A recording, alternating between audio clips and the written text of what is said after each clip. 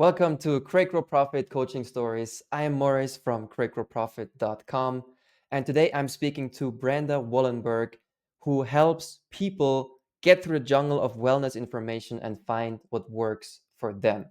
Brenda is also going to tell us about how she helps her clients achieve transformation, get results in their life, and we're going to talk about how she started as a coach and how she gets her clients. Brenda, thank you so much for being here. Where are you calling in from? I am calling from Vancouver, just outside Vancouver, BC, Canada, and thank you for having me. I'm looking forward to it. Do you have it as rainy as we do recently, or how's the weather? It has been, yes, unfortunately, but the sun is peeking through the clouds today, so I'm happy about that. Great. Brenda, first question, when did you start calling yourself a coach officially? When did you realize you are a coach? It's going to be a little bit of backstory about coaching before I knew I was one. Okay, so started off with, a lit teacher in university saying you need to be a writer, and I said, oh no, I need to make money. Okay, so I am going to go into social work, and social work was a kind of coaching, but I never thought of it that way. And then we co-led a faith community for a couple of decades, and again, elements of coaching, but I never thought of it that way. But the day that I really landed on it was I sat down on the couch by my husband and I said, man alive, I really want to go back and take training to become a nutritionist. I said, something wrong with me? Like, am I just flighty? Like, I do a career in social work and training in social work. We lead this faith community. Now I want to go do, nutrition. Like, maybe I just need to grow up and, figure out my life. And he said the most wise words. He says wise words once in a while, but probably ever up to that point, and said, no, this is not about flightiness. This is about you landing on the combination of stuff that you've been wired to do, which is body, mind, and spirit. And I went, that's it. That's what I am, a whole body coach. And I just need this last piece of it. So that was the kind of awakening moment that, oh, yeah, that's right. These things go together. We are not just one or the other in our body. And the fact that I now have, will have training in all these elements and can bring them together, I think is going to be really good for coaching people to overall wellness instead of just a little component of it. So I think, yeah, it was kind of like my lowest moment of, oh my goodness, I need to grow up and, figure out what I want to do with my life, to, oh no, hold it. This is the missing piece that's going to allow me to really coach people in a way that will be much more effective. So sorry, long story, long answer to that, but I think that was the pivotal moment. No, that's great, Brenda, and I resonate so much with that sentiment of, am I flighty? Like, right, am I running away from things? Do I need to grow up? Because I've really struggled with that too. I went I first went to law school, started working in corporate in finance, then went into digital marketing with an email marketing agency, then went into programming, worked as a programmer, started freelancing, started developing apps, like all this journey until what I do today. And I've had several moments where I thought to myself, do I need to grow up? But so yeah, that's a but I think that's what makes coaches coaches. As a coach, you need a big backpack, so to speak. And I see that with a lot of coaches that I speak to, that we're not like special technical specialists. We need more life experience, and exposing ourselves to different career paths is one way to doing that. So I really love what your husband said there. Yeah, no, I think it's right, like you said, a backpack or just a broader range of tools in our toolkit because everyone that we work with is different. And while we can't help every single person, I feel like the broader our experience is, the more we can bring to the coaching experience. So, yeah, I agree with you. You're not flighty, Morris. You're just needed to accrue a lot of tools for your toolkit. Yeah, I was just filling my backpack. Yeah, exactly. You mentioned mind, body, and soul, correct? Body, mind, spirit, but it's the same body, mind, soul. Yeah. Body, mind, spirit. Yeah. So what is it that you do with your clients today? So typically we start with whatever's presenting most prominently with a client, but that's usually the body. Okay. It's what we tend to pay more attention to, and we don't actually realize the impact that the spirit and the mind are having in our body. As many famous authors have said of late, the body keeps the score. You know, when the body says no, like very famous authors, Gabor Mate, Dr. Bessel van der Kolk, like they are speaking the language of this. And so I usually start with body though, because body is where you're going to usually get the most energy uh, once you begin improving your metabolic health and your cells are working better and you're producing ATP more efficiently, et cetera, et cetera. Then it can become easier to tackle some of the mind issues or some of the spirit issues. So I usually start with body if the client is up for that, unless there's a really like profound issue in the mind or the spirit. But usually we start body, get some energy happening, get the mid-afternoon slump stopping, getting you sleeping better. And then now let's look at what else your body is saying that we can then begin to peel back some layers or cover another part of you. So if I understand you correctly, it starts with the body, with a physical experience, but that then frees up the mental space to explore the mindset or the mind and the spiritual parts. Yes, exactly. And it frees up space, but it also, like, we are not trained very well, we don't raise very well to understand the impact that simple things like what we're eating or, our sleep patterns, how our sleep hygiene, how long we stay on our phone before we go to bed, maybe our movement, for example, or we're not trained to realize the impact that that is going to have on our well-being. So we just, we ignore when the body is saying, every time I eat a copious amount of sugar, my moods just fall, like they tank. Or every time I, stay up till 3 in the morning, like I notice that the next day my digestion is off. Like we just aren't trained to make those links. And so when we start with the body and we start paying attention and we start seeing the improvements in some of these physiological things, then I can help my clients start making the connection with, man, like, I eat more vegetables, my bowels are flowing better. And when I'm less constipated, I'm actually less pissy and angry, whatever, So it's like help them connect some dots, that's the fun part of it. Cool. And you meant before we started recording, you mentioned epigenetics. How has that impacted your coaching today? So for over 2 decades, I've already coached in a very personalized approach using something called metabolic typing. This is very old. It's like based on Ayurvedic medicine and traditional Chinese medicine. And it simply recognizes that, bodies are different. We don't all need the same fuel mix. We don't all respond to stress in the same way. We don't all respond to types of exercise in the same way. So I was already helping my clients personalize by that. But about 6 years ago now, so a couple years before COVID, a good friend of mine who is also a fellow nutritionist, as well as being a PhD biologist, botanist, okay, she said to me, I'm taking you, we have to go to this conference, this full day workshop. And she said, I'm like, what is this? And she goes, it's on epigenetics. I'm like, what the heck is epigenetics, And it actually comes from the Greek word for over or above.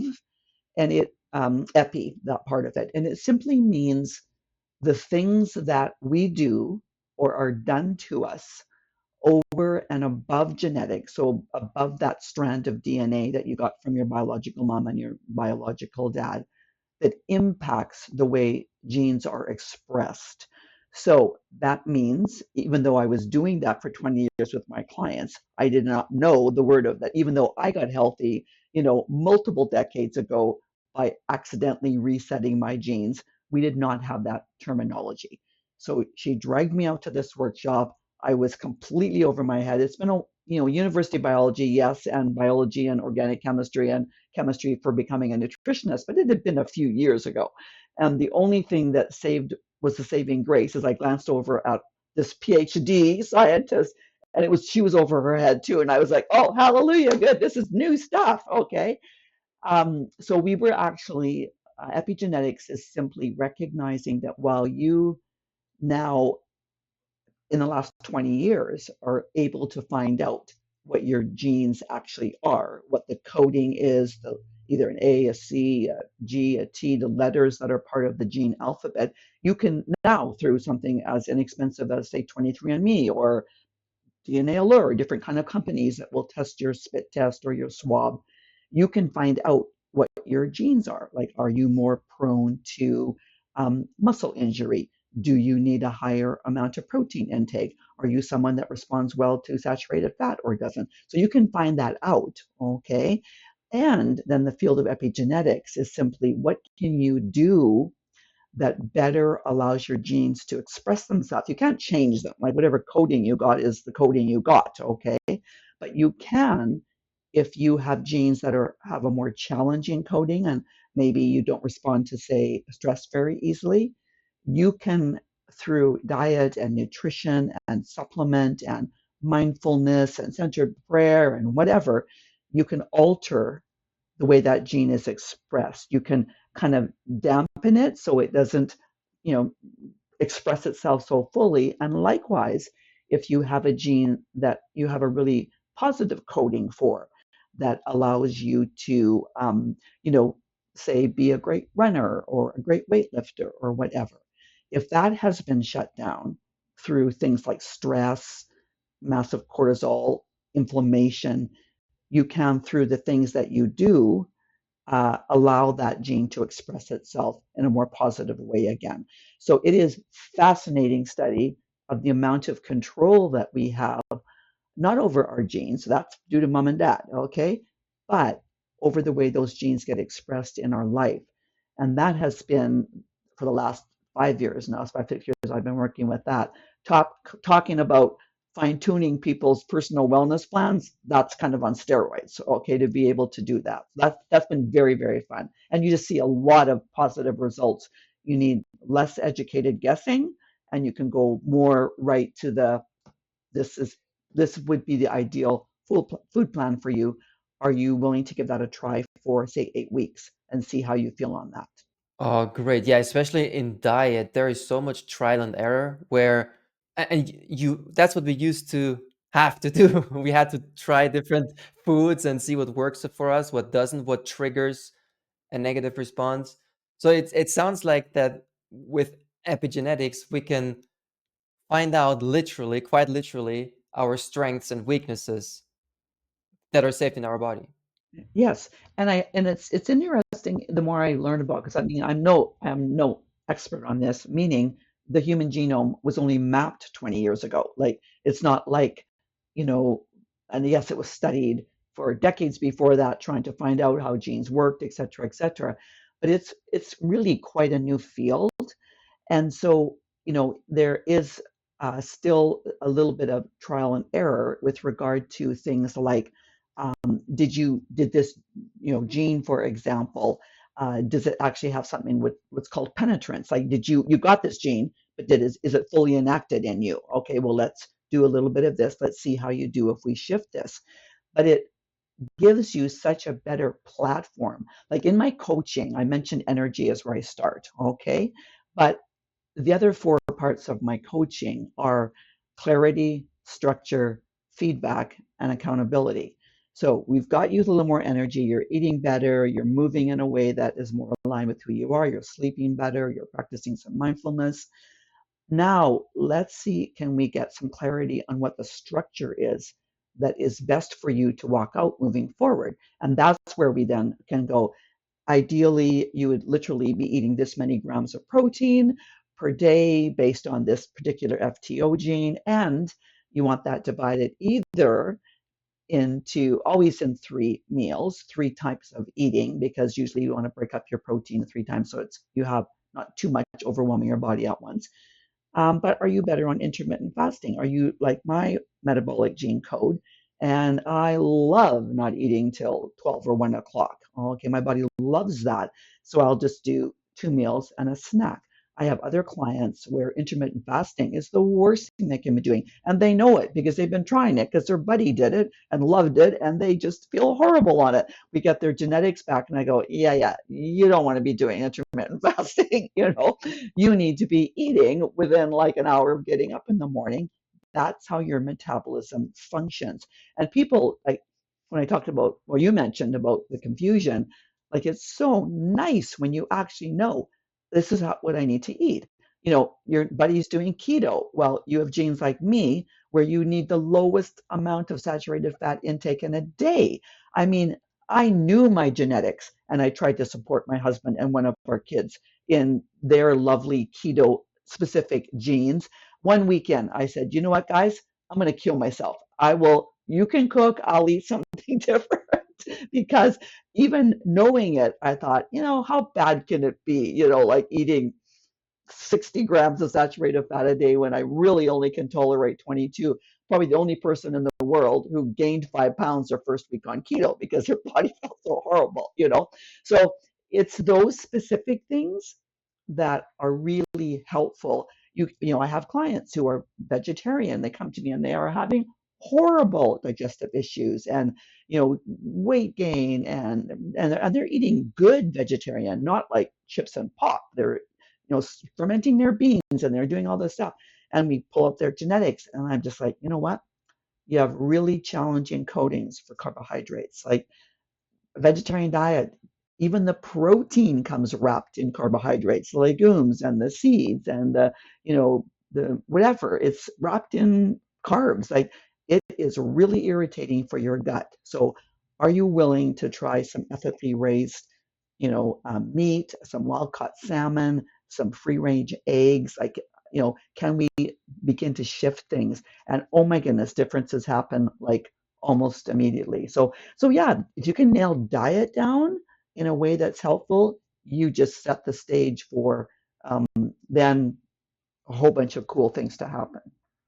Brenda, this is so fascinating, and I'm really interested in diet too because I had in my 20s I had heartburn, acid reflux, which is way too young to have that, and so and the doctors were just gonna give me blockers, and I was like, no, there's got to be some other way, and I went deep in the nutrition rabbit hole, and it was so interesting to see how I respond to different diets. And I drew the parallels to marketing where the blanket advice just doesn't work. Sometimes it works, but it's like a without taking anything away from people who work hard to get results. But it is a coincidence. It's like you make a blanket statement and it applies to some people, it applies to a percentage, and it works for them. And then we take these anecdotal success stories and say, see, it worked for them, but it didn't work for you. So it's not the fault of the advice. It's your fault. You didn't work hard enough, or you didn't follow the diet, and so hearing you explain that is so freeing, like especially with something as personal as our bodies, where I can eat in a way, another person tries to copy what I eat. I feel great, and I'm the same way as you, by the way. I do great on fasting. I wanted to ask you that when you mentioned splitting up proteins to 3 meals. I do great on fasting, but somebody else might feel horrible. Exactly. Yeah. And I think you hit a really key point there, Morris, is that there can be a lot of shame and embarrassment, like you said, when people are saying, oh, well, other people have succeeded here. Like, what's your problem? Like, you don't get up early enough. You don't work hard enough. You're not doing it in the right way. And people, when my clients come, a lot of them are carrying a lot of weight, and I mean emotional weight, but they will often sometimes be carrying a lot of physical weight as well. And first off, I spent a lot of time explaining to them that bodies are all different. Like, it's not about a better body. This is a better body. A skinny body is a better body than a rounder body. Like, even when we look at our genetics, we can see that like we've talked before, the thing about my husband being German. Well, yeah, he's a 6'2" German, big guy, size of his thighs or the size of my waist. And we have 5 kids. So some of our kids are going to get more of the genes that have kind of just the more stockier, sturdier German that we think of as German content. And some of them have got more of my kind of leaner type of genes. And some of them got dad's really tall genes and my really lean genes. And some of them, and they're all taller than me. You can't have a 6'2" dad and not get some of that. But it's fascinating to study this and watch my 3 boys and then the 2 girls and be able to work with the girls even when they were younger, when a lot of times there's so much pressure to look a certain way and to, just be this whatever, and to be able to sit with our girls and just say, I remember the youngest coming to me one day, and she was like 2.5 years younger than her sister. And, we didn't even have a scale in our house, but she must have hopped on a scale at somebody else's house. She was around 6. And she came home and she said, Mom, how come I weigh the same as, my big sister? And I'm younger than her. And I said, you know what? It's time for us to have a little genetic talk. Okay. And, I'm so grateful that she managed to get all through her teen years and, now, lovely, married, the whole 9 yards, and didn't struggle with that kind of diet mentality. But I need to do this because I need to be tall and thin like my sister. I'm actually going to be taller and rounder because I'm more like my dad. And just even being able to raise kids with that understanding, or to coach people with that understanding, that what's your ideal body size for you? What's the one that you feel comfortable in, so that you can move easily, you can get on the floor and play with your kids or your grandkids, and that's going to look different than your neighbor. And how can we make sure that you feel good in your own skin? Yeah, that's so important. You said, how do you feel? Not how do you look? And I see these parallels. Of course, that's my personal bias, but I see these parallels to business and marketing too, where some people, they just feel great posting videos on social media, and others feel better writing emails. And this internal emotional experience is so important, because else you don't stick with it. I remember I'm skinny and short. That's what I was given. That's what you got. Okay, there you go. That's what I got. And I was really struggling with that when I was younger, because I played American football and I wanted to be like the big guys. And I was training like a maniac, eating like a maniac. And I mean, I grew bigger, but I really didn't feel well. I was forcing myself through that experience for external factors, even though my physical performance was fine. It was just a visual thing. I wanted to be strong and big like the other football players, right? And so this, what you mentioned with how we feel, it's so important. Oh, yeah. And I mean, all of our kids were athletic, and the youngest, wanted to run. And we were able to say, hey, you know what? What do you think about cross country as opposed to like a 400-yard dash? And now, of course, I didn't have their genetics then because it wasn't even available. But now we have them, and we look at the fast twitch and slow twitch muscle fibers, and I'm like, yes, we steered her in exactly the right direction. She played rugby. You know what I mean? Like, it's like, let's what can your body, what do you want to do, and how can we help steer that in a way that you have success and you feel good, in what you're doing, and you feel like your body is rising to the occasion for what you want to do. So I think, yeah, it gives a much better language for those of your coaches that are also parents, but also even in their coaching, to be able to give feedback that's based on, a person way the person is wired. This is such a fascinating conversation. It's almost rejuvenating just talking about this in a way. But to bring it back to your coaching and what you do as a coach, so we now know what you do, who you help with, and how exactly did you start it as a coach? What did you do to get your first batch of clients? It was accidental, okay? I actually went, one of the reasons why I did the nutritional certification was I wanted to write, like my lit teacher had told me to do 15 years before. So I wanted to kind of, what I would say, through the coach the written word. And so I wanted to go back to get the credentials. So I was writing on nutrition, not just as a social worker, okay? Because I already had a couple of newspaper columns, and the dietitians were having hissy fits and writing letters to the editor because here I wasn't a official, a nutritionist or dietitian. And so I got my certification, and I that weekend was going to go speak at a women's retreat on wellness. And so literally last minute, old inkjet computer, I'm thinking like, oh, maybe I should print out some brochures because I am now certified as a registered holistic nutritionist. Maybe I should, just maybe someone wants to actually coach while I'm doing my writing my book. Okay. And literally the brochures were still probably wet as I took them out to this session that I was teaching on a Saturday. And I just mentioned at the end, I'm just starting now, one-on-one coaching, and if anyone's interested, there'll be some brochures over there.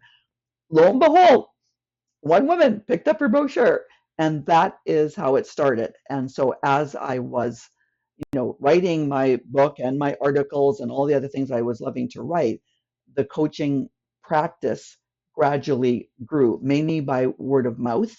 And also, I really do enjoy public speaking. So I spoke at a lot of schools, at our kids' schools, their sports teams. When they went to university, I spoke to some of their, university classes and high school classes, and just it expanded that way. And then I was doing some online work. I had a couple of online courses that I was teaching. And for that, I took some training, a couple of really good courses that helped a lot with that. But then when COVID hit, of course, I wasn't able to do any in person coaching anymore. And so that allowed me to develop my online presence more. It really expanded there. And so now that's primarily what I do. And I have clients in Australia and New Zealand and Africa and Europe and the US and Mexico. And it's very, very lovely. And then the final piece would be just really got more training in creating really good online courses so that they're engaging and people want to be there and they learn. So one of the biggest ones right now I'm doing right now is called a Gene Reset Blueprint, and that is a 12-week course that helps people reset their genes. So yeah, that's been the progression from, oh, maybe I should print a brochure, to, oh, I like the speaking. Word of mouth is great.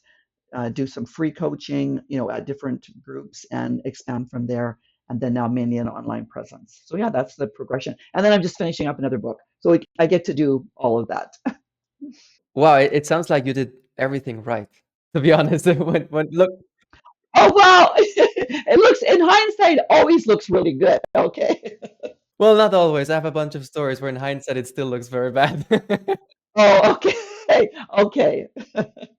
But still, like, talking about it, looking back, is there anything you would have done differently with everything you know now about, growing a coaching business? You know, I'm a student of believing that you don't get from A to Z on a straight trajectory.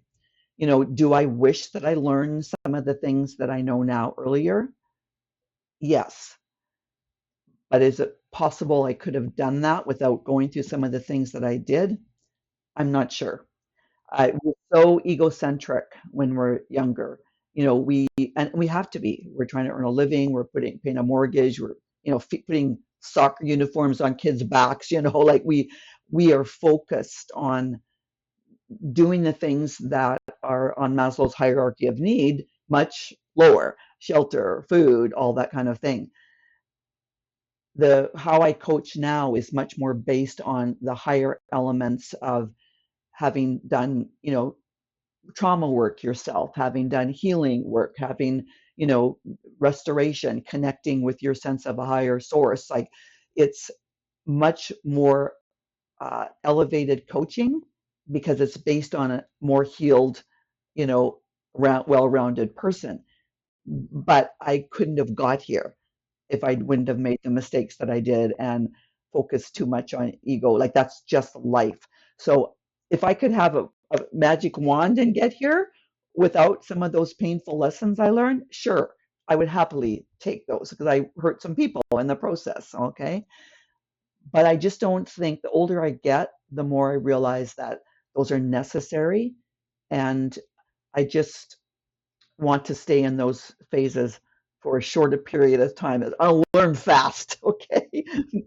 Have bigger lengths of period in between me blowing up and having those falling off the main good path, glitches happen farther and farther apart and be shorter periods of time off the path.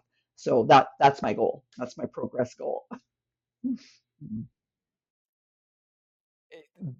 It sounds like don't avoid making the mistakes, just learn from them faster. Yes, exactly, exactly. Brenda, thank you so much for sharing all of your advice. People listening to this, where can they find you to reach you, learn more about you, and maybe even work with you? Sure. Easiest is just website. It's called In Balance LM. The LM stands for Lifestyle Management. So inbalancelm.com. And they can click a free 20-minute wellness roadmap call if they want to just find out, if there's room to move them from where they are to where they want to go. And there's also a free self-check survey on there that they can just see whether or not epigenetic work might be something that would be helpful to them. There's some free resources on that site. Okay, very good. I'll put the link below this episode. And so they can do the checklist for free on your website to find out if epigenetics would be a good first step for them. And they can also talk to you personally for free. Absolutely. Yeah. It's a big step. People like to have a little conversation first, and I totally appreciate that. Absolutely. Thank you so much, Brenda. You're very welcome. Thanks for having me. I enjoyed the conversation.